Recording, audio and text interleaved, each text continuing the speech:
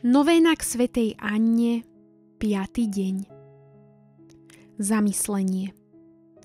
Joachimovi a Anne roky pribúdali a nádej, že budú mať deti, sa postupne vytrácala. Dlho sa túžobne modlili za dieťa, no s prichádzajúcim vyšším vekom sa už takmer ani neopovážili dúfať.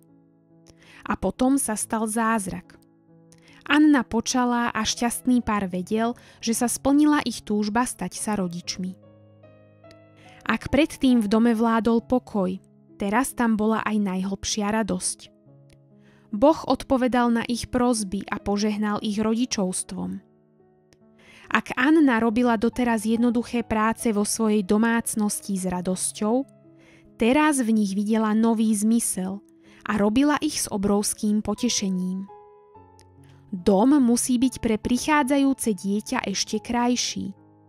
Treba ušiť šatôčky, prikrývky aj vankúše. Anna každú sobotu v synagóge na kolenách ďakovala Bohu, ktorý ju požehnal. Každé ráno a každý večer sa modlila k Otcovi na nebesiach, aby dieťa, ktoré mala porodiť, požehnal plnosťou milostí a bohatstvom života zasveteného jeho službe. Až prišiel deň, keď sa narodila Mária, najkrajšie dieťa, aké svet dovtedy videl. Anna sa usmiala do Joachimových šťastných očí. Spolu milovali malú Máriu, úžasný Boží dar. Svätá Anna, šťastná matka Márie, oroduj za nás. Modlime sa.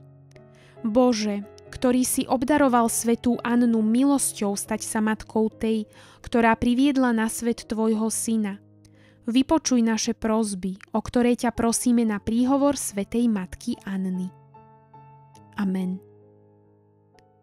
Túto modlitbu nájdete v knihe Skrytý život svätej Anny.